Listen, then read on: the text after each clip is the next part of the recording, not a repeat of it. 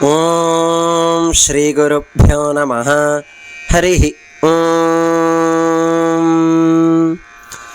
సహస్రశీర్షం దేవం విశ్వాక్షం విశ్వశంభువం విశ్వన్నారాయణం దేవమక్షరం పరమం పదం విశ్వతః పరమాన్ నిత్యం విశ్వన్నారాయణగుం హరిం విశ్వమేవేదం పురుషస్తద్విశ్వముపజీవతి పతిం విశ్వస్యాత్మేశ్వరగుం శాశ్వతగుం శివమచ్యుతం నారాయణం మహాజ్ఞేయం విశ్వాత్మానం పరాయణం నారాయణపరో జ్యోతిరాత్మా నారాయణః పరః నారాయణపరం బ్రహ్మతత్త్వం నారాయణః పరః నారాయణపరో ధ్యాతా ధ్యానం నారాయణః పరః యచ్చ కించిజ్జగత్సర్వం దృశ్యతే శ్రూయతేऽపి వా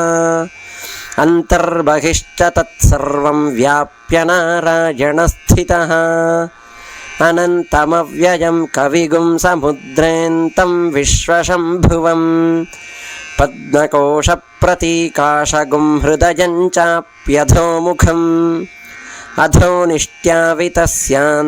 అధోనిష్ట్యావితస్యాంతేనాభ్యాముపరి తిష్టతి జ్వాలమాలాకులం భాతి విశ్వస్యాయతనం మహత్ సంతతగుం శిలాభిస్తులంబత్యాకోశసన్నిభం తస్యాంతే సుషిరగుం సూక్ష్మం తస్మిన్ సర్వం ప్రతిష్ఠితం తస్య మధ్యే మహానగ్నిర్విశ్వార్చిర్విశ్వతో ముఖః సోగ్రభుగ్విభజన్ తిష్టన్నాహారమజరః కవిః తిర్యగూర్ధ్వమధః శాయీరశ్మయస్తస్య సంతతా సంతాపయతి సందేహమాపాదతళమస్తకః తస్య మధ్యే వహ్నిశిఖా అణీయోర్ధ్వా వ్యవస్థితః నీలతో యదమధ్యస్థాద్విద్యుల్లేఖేవ భాస్వర